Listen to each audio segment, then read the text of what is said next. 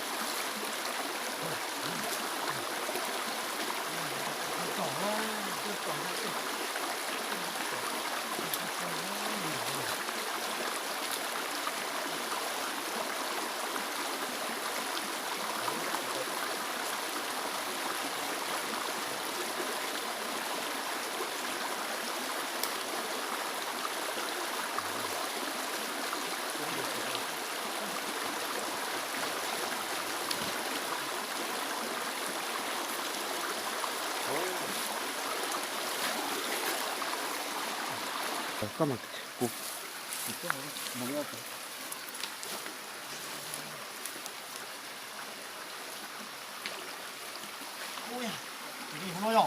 view quá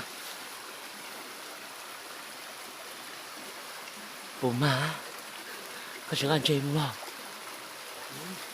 muốn gì cơ thôi để cô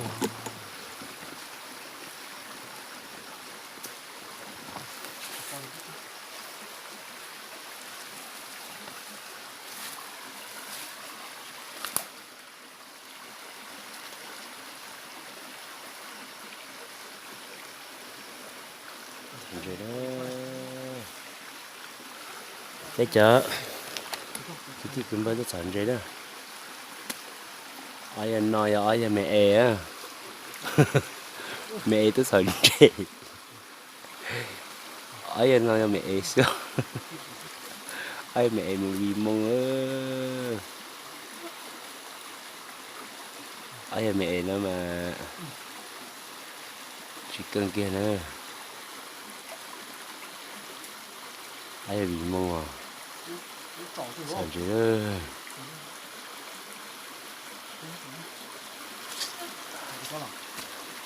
ai à đi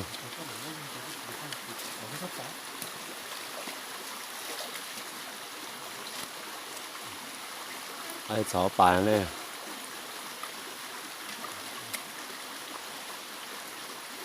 ai chó bàn này chó là bún nào này lúc bàn này là bún nào này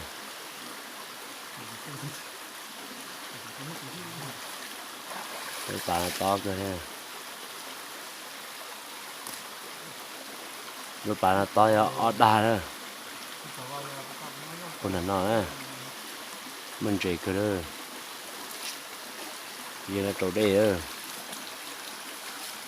ai nó sản chế đó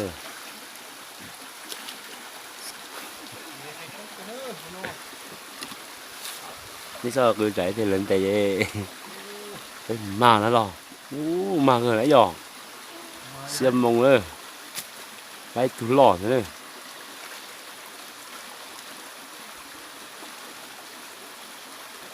em mẹ nó thằng gì đấy mẹ cứ sọt to thế đấy ai mẹ nữa nè của ai siêu ha là một bên nó nè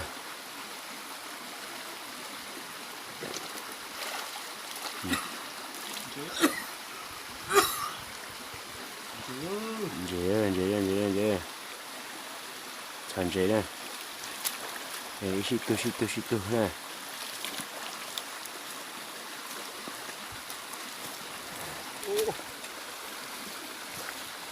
Ủa, bé một bé ơi rồi.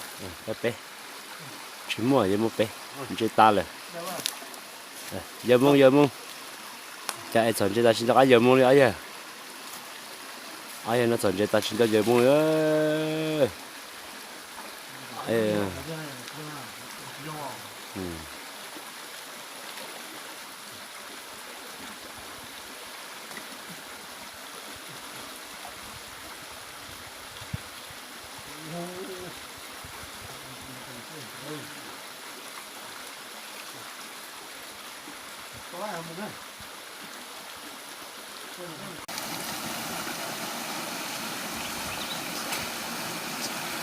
Sòn chế nó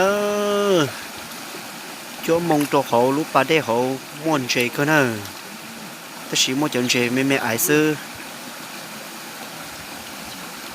giờ mà trâu xia sâu ta rõ xứ nè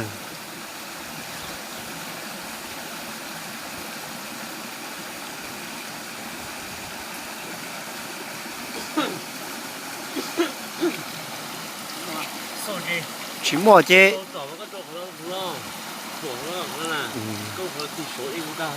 chỉ mua chế bay à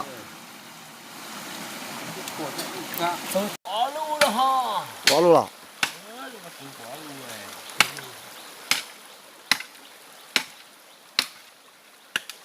đây một phần là chỉ trời như này thôi các cụ là cụ yếu xuyên lò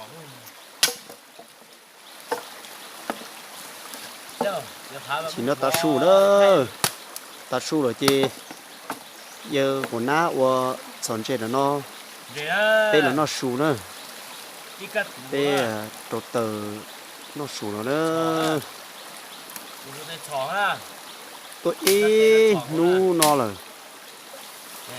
có lúc mông to taเลยà cầm á con nhện á đúng không nè đây là cái nhìn nhện nè trên ba nó su nữa ba đồ tờ nữa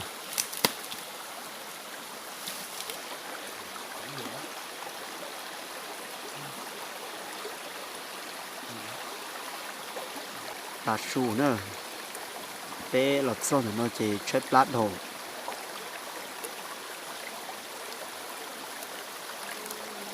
bắt đầu từ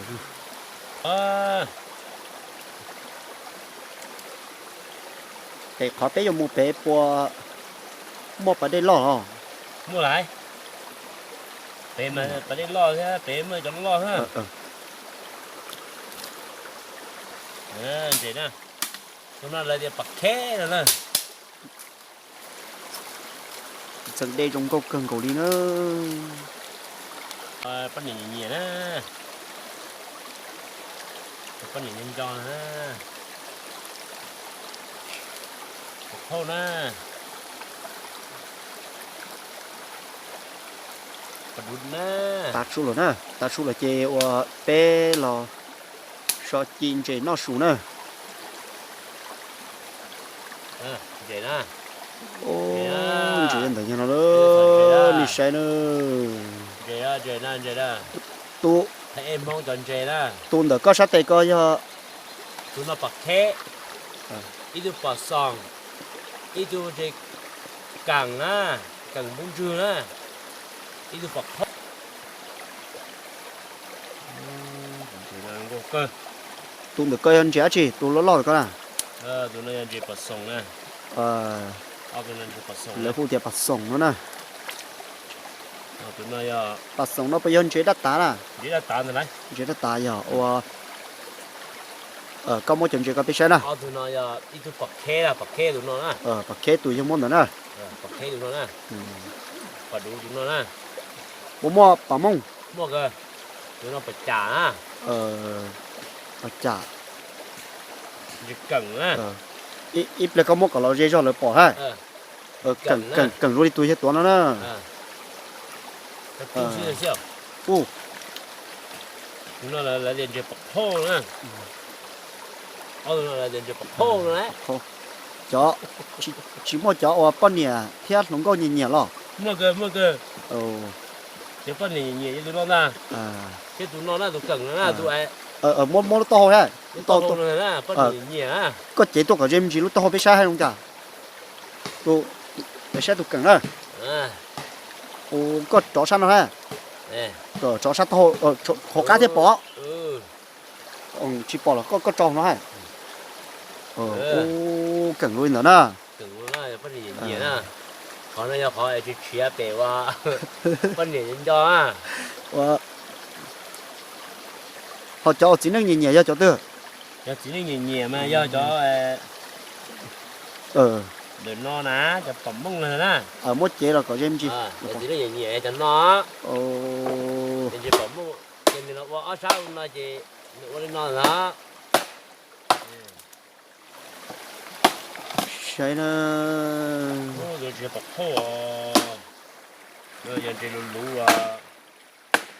Nó nâng nhỏ giờ. Tôi ơi giờ luôn cũng lo rồi nè. Cái phần này bên nhà. Nó nè.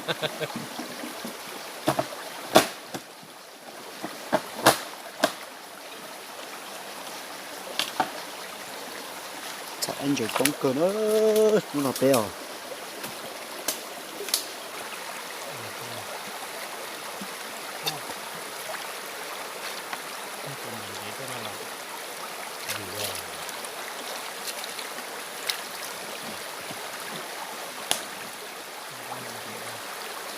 chuyện chuyện đó nữa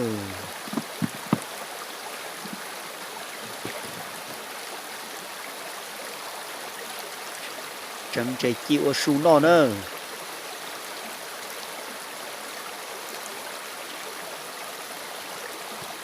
tí chọn trái đến dịp pass nữa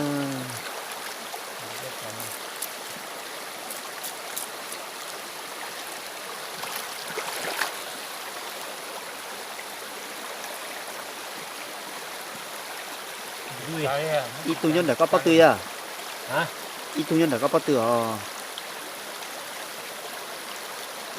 đấy liền chỉ vô lo đó là từng ha và đủ rồi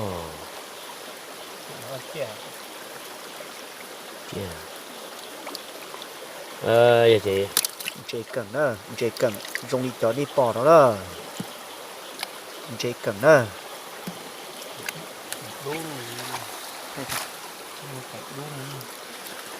bóc cần chúa cần đu đi xí lò ta chưa bọc khô rồi chân chị nó chưa bọc khô hả tụi nó chị bấm bông đó bấm bông như tụi nó đó bây giờ chị chưa bọc khô chân chị qua là bé chị nè bọc khô liền tệ chị cần dùng cô đi ót tụi nó đó thứ nó tụi bà tổ tụi nó số thọ hại à chị cần đó lo nữa nó lo nó chuyện đấy bọc khô này tụi nó chị cần thế này chị cần như tụi nó thế đó ót tụi nó chị cần tan thôi này gì mà bọc khô nó sủa có bọc khô là gì đấy mà tụi nó là hôn chị đã thầy cá cái đó chi đấy à chị phạt sụp này có sủa chỉ cá à bọc khô này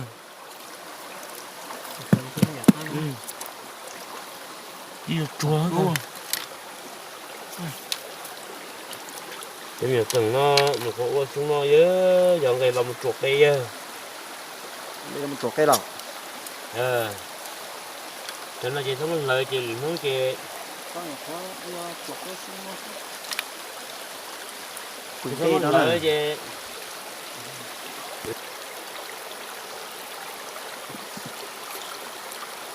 ót tụ ở nó bé hôn chị bạch trả nó nè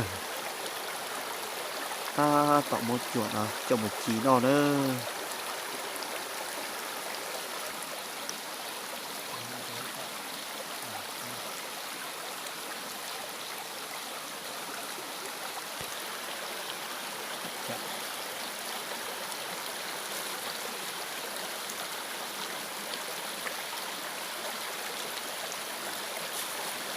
lần chế đâu nữa lần chế đâu cho mà đi mua chi nữa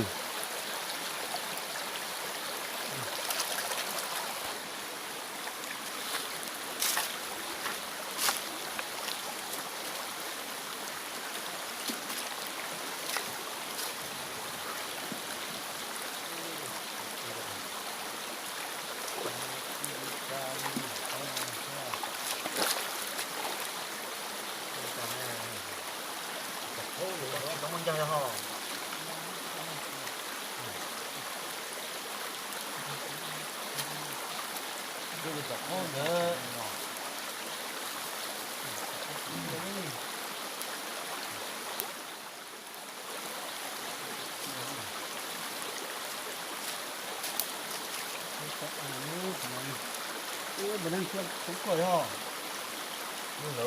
Chưa lo à? Người kia ha.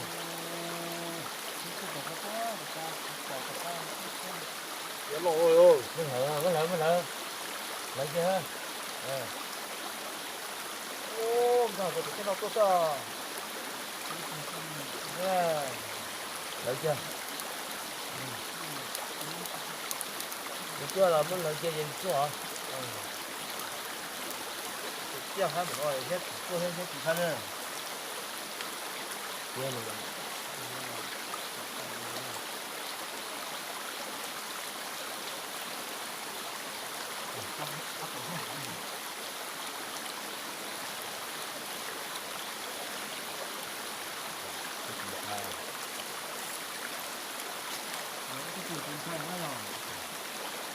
Tôi chỉ có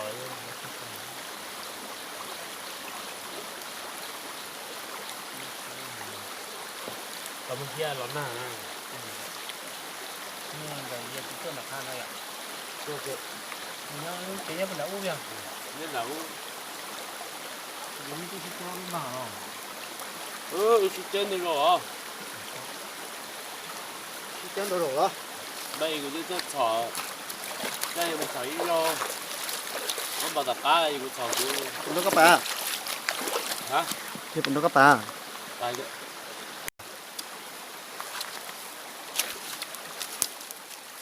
Ô, cùi dẻo cô. tại cái chuyện điều giờ ấy à. à chơi xìa đó Có gì nó cho nó gì. Ngay là sao nó xía. xìa đâu Xía chỉ khác. Rồi. ta thử nó này có chứ Đây. chơi nó chứ Ta để kéo. Đến để nó.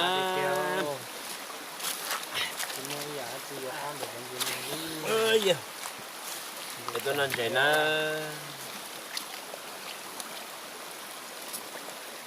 Nên để là lên để nó. Mua của to. Còn mua bạch trà lớn. Ai xìa ơi.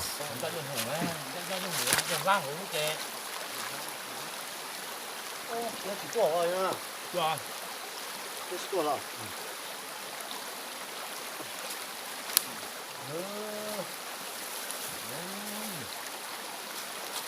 Nó bảo ta. Ok. Sao?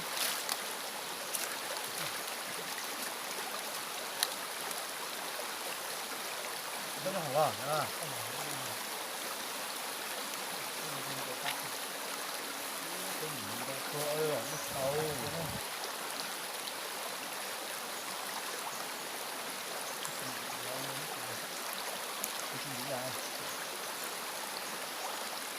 Có bỏ ơi, chụp như ơi, chị ơi.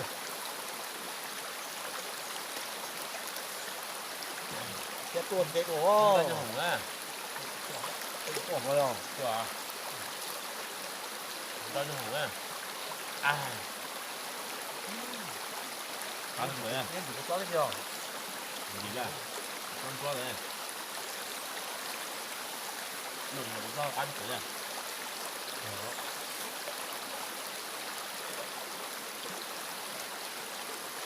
Có một con cá.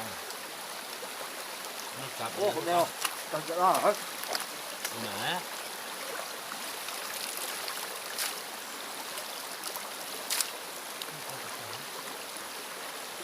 Một bên kia đi xài nữa.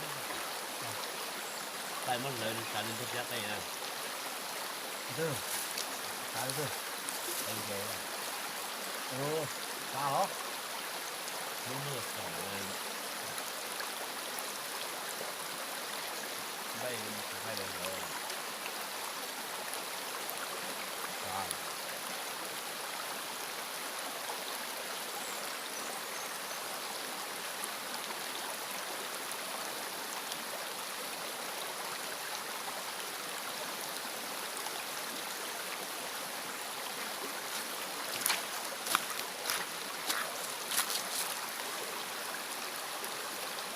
Cho cái tính nó là chê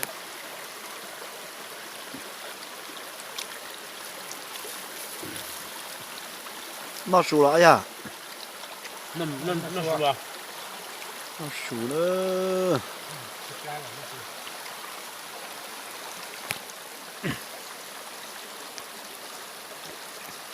Nó có phải chào. cho ai nó sù cho chạy bây ai trâu xiên cho thì tao cho rồi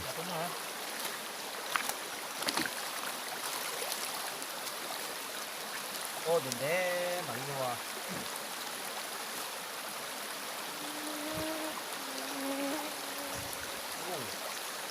Nó chỉ dễ thế đấy à? Cái bắt nó chỉ dễ à? Đi ra cái hôm nay chị à. Thế thế mà tôi nó ý cho cáp cho mình cầu nữa. Ý cho không như nữa. Cờ lại chú à, cái con mò hả? Mình là cũng đi chỉ có nè. Rồi mấy chuyện này nó rồi á. Mà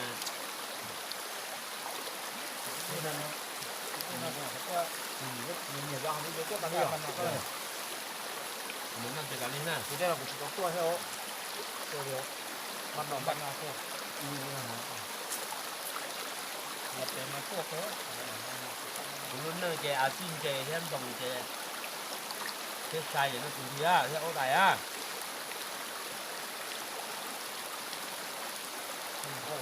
Chưa trồ. Nè, nó đừng câu ra. Nó tê rồi đó. Có cũng đang sắp rồi.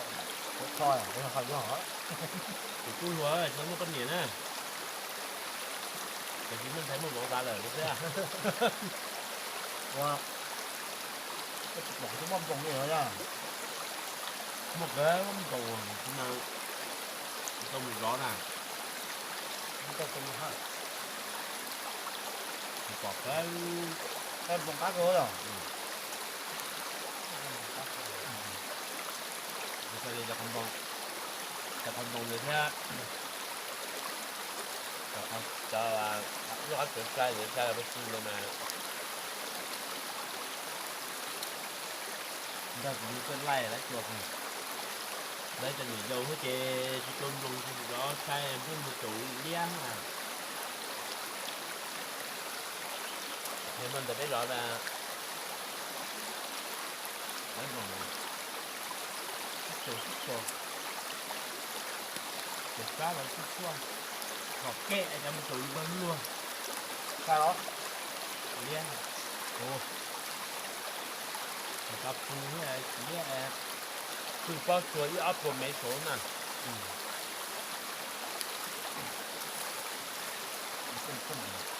Còn rồng cát nó lung rồi. Cái năm rồi cho nó chắc đấy cái năm rồi cái là Rồi tay cái năm đồng rồi. Có xử lý là gì là đó đó. Nó xử cho là một cái tổ nó xử tay ấy.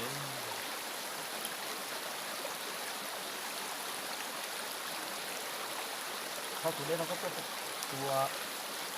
tụi đây nó có tụi trên ba à? Rồi, sao nữa? Rồi à? Rồi.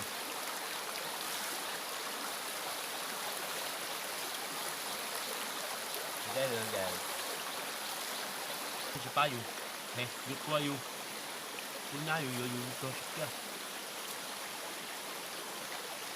Mình chơi bao nhiêu của nó là để cái tí thế này.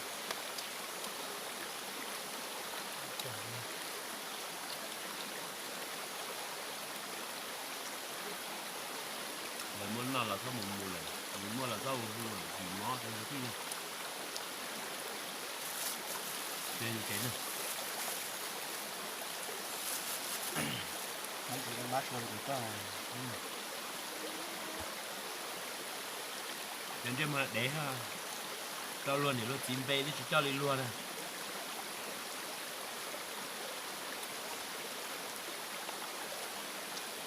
cái này thì mới cho xuống coi nữa Đấy, cho phải đó Đó là cái đó xíu cái con nó rồi. Wow, wow. chứ không lo lắng bạn á. chỉ muốn đánh trong nó hò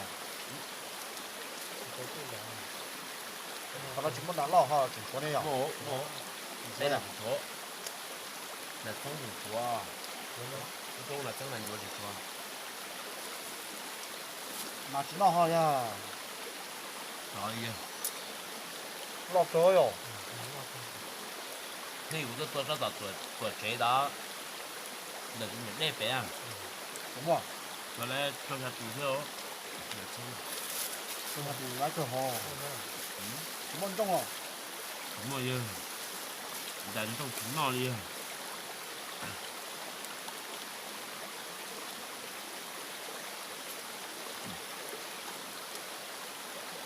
đặt cổ này đúng không Nên bố rồi cũng được chưa? đúng rồi à Đúng rồi. Chắc chỉ có biển thôi à. Chắc chỉ có biển phải mua theo. Đúng rồi. mua ma Thì bây giờ mới đánh nó. Thế hả? Cùng nó phải mua nào thế hả? Rồi thằng nó tua hẳn đúng rồi. không còn đâu à thế là chúng mới gì hả mới gì tôi làm đây hả à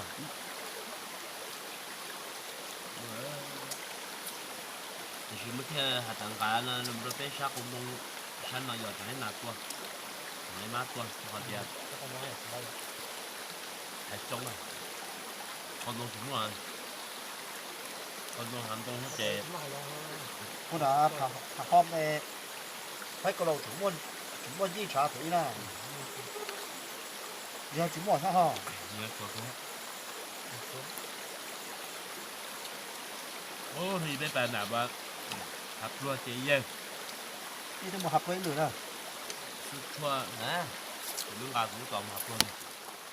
muốn chẳng Bé sợ cũng kia ở đây chỉ có xa thế tổ trang nữa chở nhảy quá nhảy. Lúc học lúc thơ cũng Ai nó có tao. qua cũng cần Hả? Nhớ quan. cái là nó quan nằm đi thẳng đến lò đến lòn còn không có chịu đồ. có chủ tin đồ thế Ờ. có chủ tin đồ sao cũng muốn trẻ rồi nha Một cây này chỉ sống đâu. mua rồi à hoa chúng mua phải hoa mua Đúng của. Có lò kia. hoa là của giờ Con bác. Cô cho nên cứ đê ý giả về với trong ra bà bác chuồn đã nữa. Bây giờ không chỉ vậy vậy. Nó phải luôn rồi. Anh dạ. Nên chỗ lo lùa thì sao tua lớn nó xí nè, anh gửi cho thế này. thế nó một trâu nữa nè riêng nó bây giờ mù nè giờ trồng đu là chỉ bây giờ một chế nè Cũng cổ lan chứ không này. bây giờ thầu đen chỉ to của nó bó bể u bể Rồi cái kia là một sao bó bể học kế chạy tới chế bể một chế rồi nè cái này cả đến chỗ cái to này. Đi bó đi. Dù anh đợi chị lấy như nó cổ lan thì khí rồi ha.